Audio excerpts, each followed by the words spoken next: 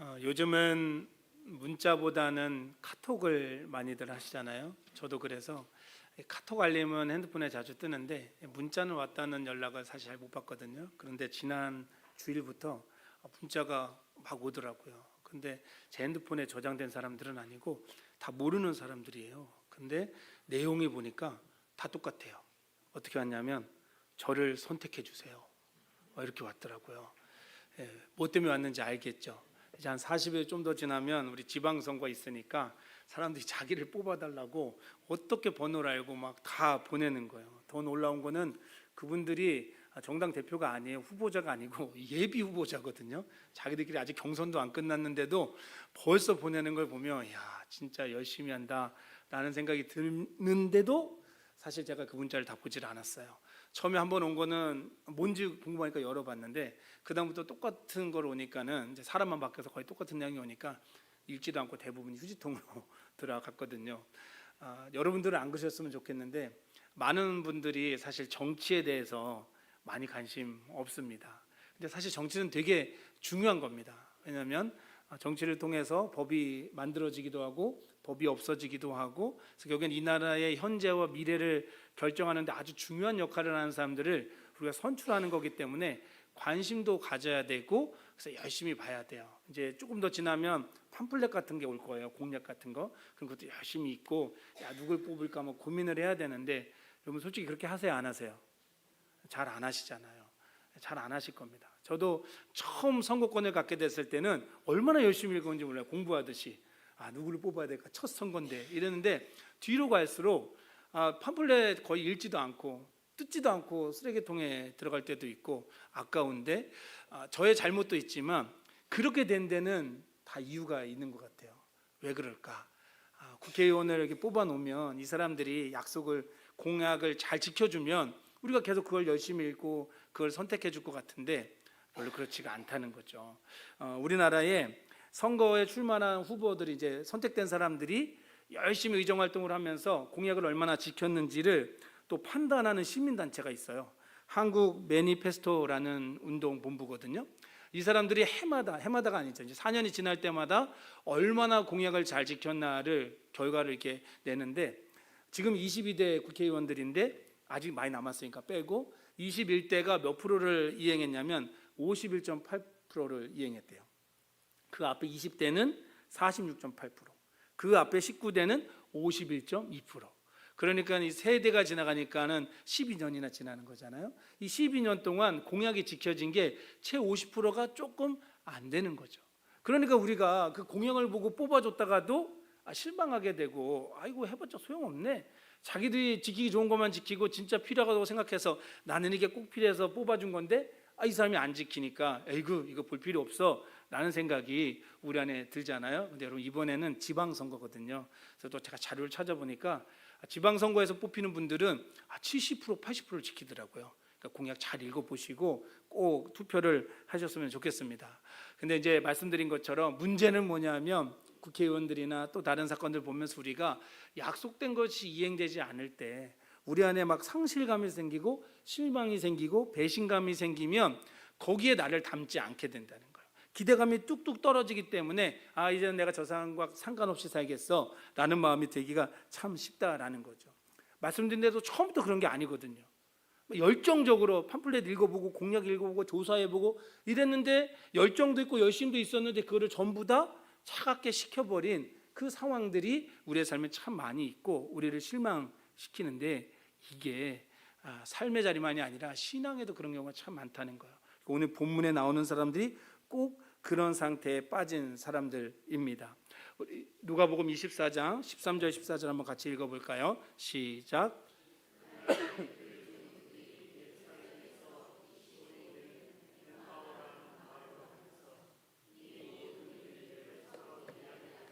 아멘. 그날에 그들 중 몇 사람이요? 두 사람이 등장을 합니다. 그러니까 실망하고 상실하고 배신감을 느끼는 사람이 두 명이 등장하는데, 이제 뒤에 18절을 읽다 보면 그 중에 한 명이 나오는데 그 사람이 글로바라는 사람이에요. 근데 그 뒤에 이야기가 전개될 때 글로바나 또 다른 사람 이름이 나오지 않고 딱 한 번 나오고 계속 그들 이걸 이제 인칭 대명사라고 하잖아요. 그러니까 대표격으로 말하는 거예요.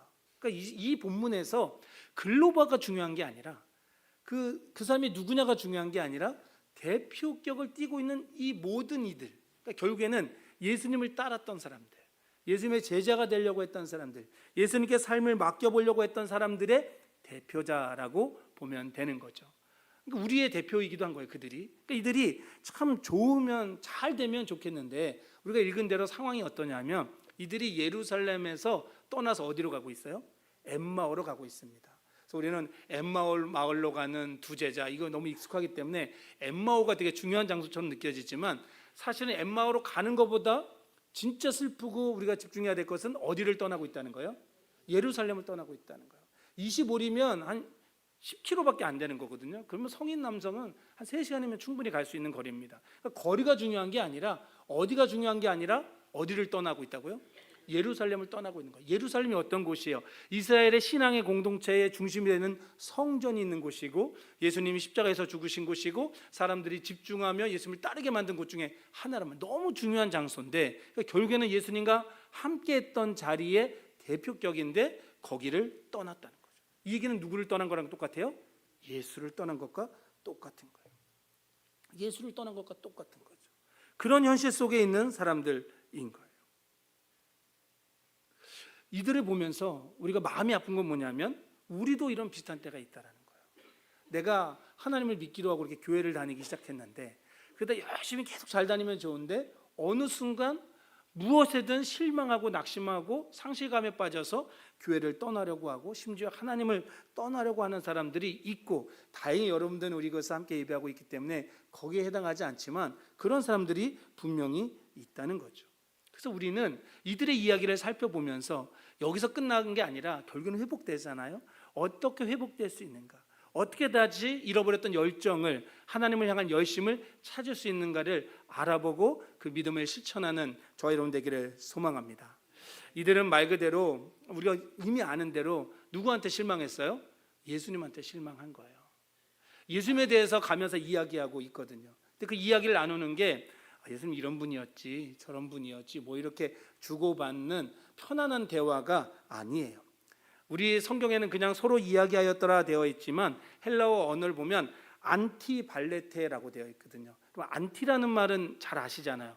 반대하고 나쁜 쪽에 설 때 안티라는 말을 쓰는데 그 의미가 맞습니다. 무엇에 대항하여. 그래서 발로테라는 것은 발로라는 말에서 나온 건데 이건 뭐냐면 던지다라는 뜻이 있어요. 집어 던지다. 어떻게 나쁘게 말하면 싸우다라는 뜻이니까 대항해서 서로 싸우듯이 하는 거예요. 그러니까 두 사람이 대화하는데 막 사이좋게 좋은 추억을 떠올리는 게 아니라 막 불평과 원망과 막 논쟁하는 말들이 막 터져 나오고 있는 거예요. 그러면서 또 얼굴은 어때요? 17절에 보니까 얼굴에 슬픈 빛이 가능했거든요. 슬픔을 띠고 있었습니다. 말씀드린 대로 계속해서 예수님에게 짜증이 나고 화가 나고 허탈감이 생겨 있어서 어쩔 수 없는 이 어떻게 해야 될까? 너무 화가 나 있는 상태에 이들이 예루살렘을 떠나서 가고 있는 거죠. 근데 여러분 우리가 성경을 표면적으로만 보면 아유 이 사람들 진짜 믿음 없네. 예수님 부활한 것도 못 믿고 왜냐하면 이미 이 사람들은 예수님의 부활의 소식을 들었거든요. 예수님의 처음 부활을 본 사람이 누구죠? 막달라 마리아. 마리아가 전해줬단 말이에요. 근데 이 소식을 제자들만 들은 게 아니라 이 사람들도 들었는데 그 모든 것들을 들었지만 예수님을 봤어요? 못 봤어요? 못 봤기 때문에 저것도 다 거짓말이야. 저 막달라 마리아도 원래 저 출신도 좋지 않고 저 여자 말을 어떻게 믿어? 제자들도 못 봤다잖아. 다 거짓말이야. 예수 자체가 거짓말이야. 맞아, 불평하는 말이 막 쏟아져 나오고 있을 거예요. 그런 상태로 이들이 가고 있는 거죠. 그러니까 우리가 이 사람들 보면서 아유 원래 믿음이 없구나. 원래 믿음이 없는 사람들이네 라고 생각할 수 있겠지만 결국 그렇지 않습니다. 이들 믿음 있는 사람들이에요. 어느 정도까지 믿음이 있는 사람이에요. 왜냐하면 이 사람들이 지금 예루살렘에서 떠나는 시점이 예수님이 죽으시고 며칠째예요? 사흘째 되는 날입니다. 그럼 만약에 예수님을 처음부터 못 믿었던 사람이면 예수님이 십자가에 달려 돌아가셨을 때 이미 떠났을 거예요. 아, 저 사람은 가능성이 없어. 끝났어. 라고 떠나버렸겠죠. 근데 예수님 말씀하셨거든요. 내가 3일 만에 살아나겠다. 살아나겠다. 그러니까 이 사람들은 일말의 가능성을 가지고 하루, 이틀, 3일을 버텨내는 거예요. 그리고 예루살렘에서 3일을 버텨내는 거 너무 힘든 일입니다. 왜요? 예수님은 죽었고 예수님을 믿는 사람도 다 잡혀 죽을 수 있는 상황인데 어떻게든 3일을 버텨냈는데, 그런데 예수님이 살아나셨어요? 안 나셨어요? 이들이 듣기에는 살아나지 않은 거죠. 이들은 모르니까, 못 믿으니까. 그런 상태이기 때문에 이 사람들은 정말 믿음이 하나도 없다라고 말하면 안 된다는 거죠. 저는 엠마오 마을로 가고 있는 두 제자, 예루살렘을 떠난 이 사람들이 우리와 너무 비슷하다고 생각합니다. 우리 다 믿음 있는 사람들이잖아요. 하나님 믿는 사람들이잖아요. 근데 그 믿음으로 맨날 열심히 살고 늘 열정적으로 살는가, 늘 열심으로 예배하고 늘 감격하며 예배하는가 라고 생각하면 그렇지 않을 때가 더 많습니다. 하나님을 향한 믿음이 분명히 있는 것 같은데 또 나를 보면 어떤 때는 난 전혀 믿음이 없는 사람 같고 하나님께 원망하고 떠나가는 사람 같을 때가 있다라는 거죠. 상실감에 빠져버리니까, 하나님이 나에게 역사하시지 않는 것 같으니까, 살아계신 예수님이 보이지 않으니까 그렇게 되는 거예요. 후회가 막 밀려오겠죠. 이 사람들은 뭐하러 내가 예수님을 쫓아다녔을까, 이런 실망감이 엄청 났을 겁니다. 오두막이라는 책이 있어요. 윌리엄 폴 영이 지은 책인데 거기에 주인공이 맥이라는 사람이 나와요. 5명의 자녀가 있는데 이 사람이 5명 중에 3명, 어린아이들 3명을 데리고 우리로 따지면 캠핑을 갑니다. 얼마나 좋아요. 아이들하고 좋은 시간 보내잖아요. 근데 그때 문제가 생겨요. 막내가 사라져요. 그리고 머물렀던 오두막에는 그 아이의 피가 잔뜩 묻어있는 원피스만 남아있는 거예요. 난리가 나서 찾았겠죠. 그래서 FBI가 출동되고 경찰들이 다 수색을 했는데 결국에는 못 찾고 결정 내려지기는 연쇄 살인범에게 납치돼서 죽었다라고 결론이 내려집니다.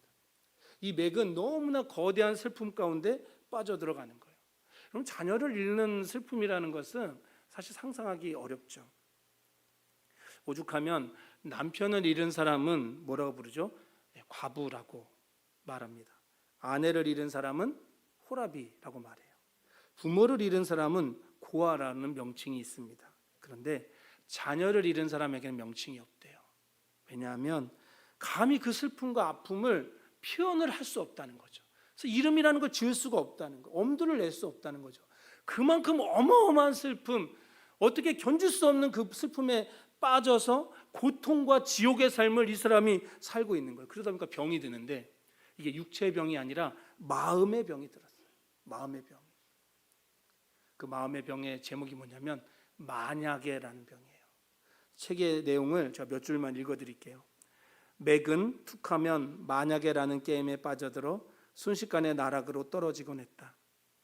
만약에 아이들을 데리고 여행을 가지 않았어도, 만약에 아이들이 카누를 타겠다고 했을 때 안 된다고만 했어도, 이 얘기를 왜 하냐면 3명 데리고 왔는데 좀 큰 애들이 카누를 타자고 했거든요. 그때 혼자 남겨졌던 애가 사라진 거예요.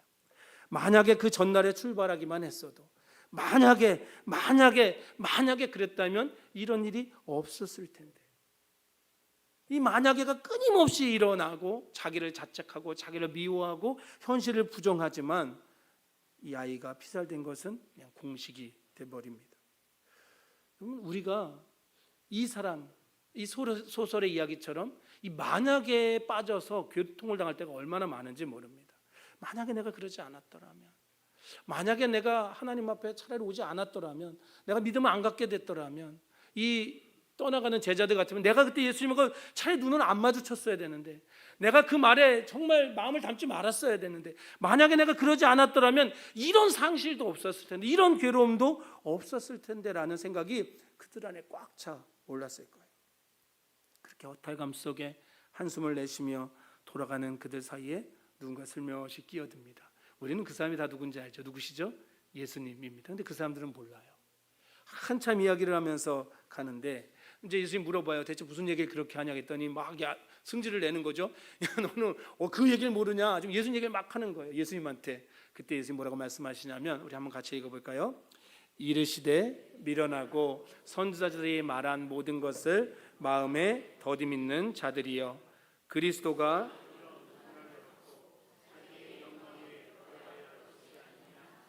아멘.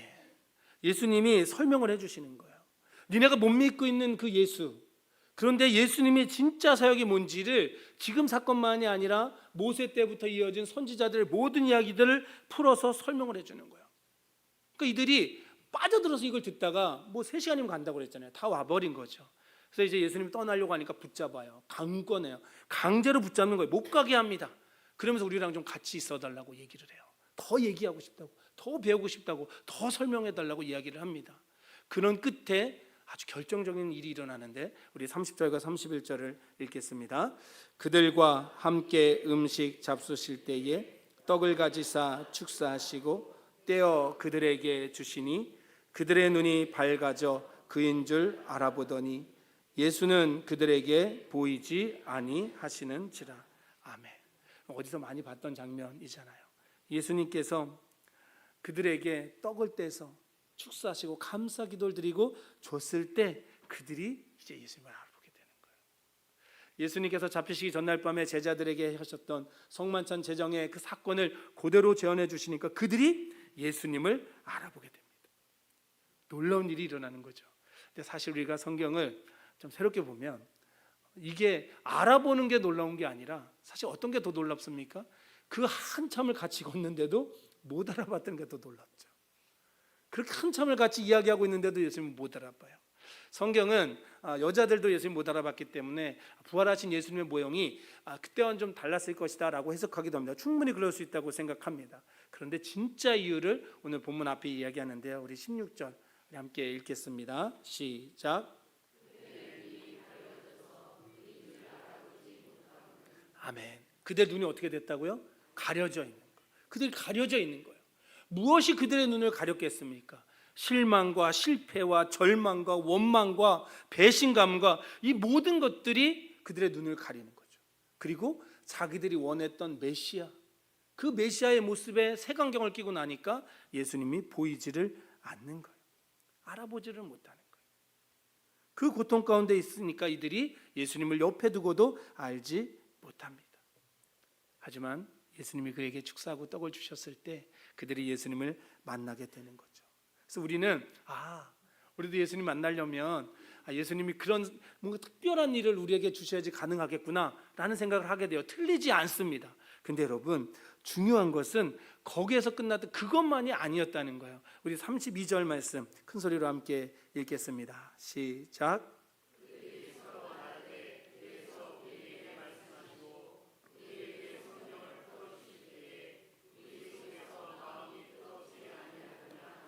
아멘. 그 함께 길을 걷는 중에 예수님 말씀을 막 설명해 주시니까 그들의 마음이 어떻게 지기 시작했어요? 뜨거워지기 시작하는 거예요. 냉랭했고 차가웠고 버릴 것 같은 마음이 다시 살아나기 시작하는 거예요. 뜨거워지고 있었던 거예요. 물이 끓듯이 차가웠던 물이 미지근해지고 점점 끓어오르다가 예수님께서 떡을 떼어주는 그 순간에 백대에 올라서 펄펄 끓는 것처럼 그렇게 됐다는 거예요. 우리는 이것을 기억해야 합니다. 하나님의 말씀이 우리에게 주어질 때 그 말씀이 우리를 계속해서 바꾼다는 사실을 믿으시기 바랍니다. 그들이 그렇게 예수님을 알아보게 되죠. 근데 또 문제가 생겨요. 예수님 그렇게 보여주시고 알려주신 다음에 어떻게 해요? 또 사라지셔요. 또 없어집니다. 우리 예수님 보여주고 사라지고 이거 계속 하시는 건지 또 사라집니다. 걱정이 되죠. 이 제자들 어떡하나. 또 실망하고 또 슬퍼하고 이제 또 다른 마을 가자 이러는 거 아닐까 걱정이 되지만 여러분 이들이 이제는 그런 모습을 보이지 않습니다. 이들의 행선지가 다시 어디로 향하게 돼요? 예루살렘으로 하게 되는 거예요. 예수님과 함께 했던 그 자리로 가게 되는 거예요. 예수님이 우리에게 보여줬던 그 자리로 가게 되는 거예요. 거기 가니까 누가 있어요? 11 제자들이 있고 예수님 만난 사람들이 거기 다 있습니다. 부활하신 예수님 만난 이야기를 막 즐겁게 이야기하고 이제 본인들도 거기에 모여서 그 얘기를 하게 되는 거예요. 예루살렘에서 엠마오로 가는 길, 엠마오에서 예루살렘으로 가는 길, 방향은 다를지 몰라도 길은 똑같습니다. 근데 이 같은 길을 걸을 때 실망과 낭만과 배신감과 원망과 불통만 가득했던 마음이 이제는 어떤 거예요? 행복과 감사와 기쁨과 여심으로 가득 차게 되는 거죠. 그럼 이게 어떻게 가능한 거예요? 예수님을 만났기 때문입니다. 사랑하는 성도 여러분, 부활의 주님을 만나시길 바랍니다. 이미 만나신 줄 믿고 매일매일 만나시길 바랍니다. 예수님을 인격적으로 만나고 경험하는 저와 여러분 되시기를 주님의 이름으로 축복합니다. 누가 전해준 말은 필요 없습니다. 물론 정보를 얻기 위해서는 필요하겠지만 그게 나를 바꾸는 게 아니에요. 엠마오 마을로 가던 예루살렘을 떠나는 그 사람들 다 들었잖아요. 부활의 소식 다 들었지만 내가 못 만나니까 의미가 없는 거죠. 내가 만나야 됩니다. 내가 경험해야 됩니다. 어제 우리 아동부가 친구 초청을 해가지고 아이들이 15명이 왔어요. 평소에 한 8명 예배 드리는데 2배가 가까이 되는 친구들이 와서 식당에서 밥 먹고 막 이런데 너무 예쁜 거죠. 너무 정말 행복하더라고요. 그러면서 우리 옆에서 같이 밥 먹고 있는데 우리 집사님 한 분이 청년회대 그런 얘기를 하는 거예요. 야, 우리 여기 한 15명 있는데 나 때는 말이야, 우리 때는 한 반이 몇 명이었다고? 한 반이 15명이야. 15명이 더 많았죠 사실은.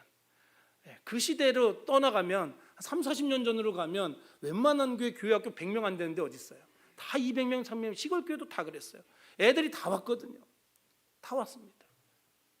근데 여러분, 걔네들 어디 있어요? 그렇게 15명 다 어디 있어요?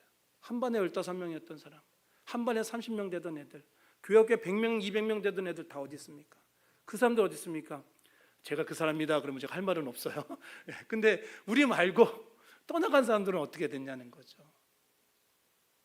그 사람들은 예수님을 만나지 못했기 때문입니다. 많이 들었겠지만, 정보는 정말 많았겠지만 나의 예수님을 만나지 못했기 때문에 어쩌면 지금 예배 자리에 없는 거예요. 그게 가장 큰 이유인 거예요. 다른 이유도 있겠지만 그게 가장 큰 이유인 거예요. 그래서 우리는 예수님을 만나야 됩니다. 사랑하는 성도 여러분, 예수님을 날마다 만나시기 바랍니다. 그리고 여러분의 주변에 여러분의 자녀가, 여러분의 부모가, 동료들이 예수님을 만날 수 있도록 기도하시기 바랍니다. 그게 필요합니다. 그리고 여러분 예수님을 만나기 위해서 필요한 몇 가지가 있는데 가장 중요한 게 뭐냐면 주님과의 동행입니다. 뭐라고요? 한 번만 더 해볼까요? 주님과의 동행. 주님과의 동행이 필요합니다. 지금 예루살렘을 떠났던 그 두 사람이 예수님과 동행하면서 예수님과 함께 있기 때문에 결국에 만나게 되는 거예요. 예수님 곁에 머물러야 됩니다. 그럼 우리는 예수님과 어떻게 동행하겠어요? 여러분, 이렇게 예배를 드리셔야 되는 거예요. 공적인 예배에 나오셔야 되는 거예요. 혼자 집에서도 성경 읽고 묵상해야 되는 거예요. 예배 자리마다 집중해야 됩니다. 허투루 보내면 안 됩니다. 찬양의 자리에 계셔야 되는 거예요. 기도의 자리에 있어야 되는 거예요. 섬김의 자리에 있어야 되는 거예요. 그게 예수님과 동행하는 겁니다. 우리가 그렇게 해왔잖아요. 그 시간들이 헛된 것 같죠? 아니요, 헛되지 않습니다.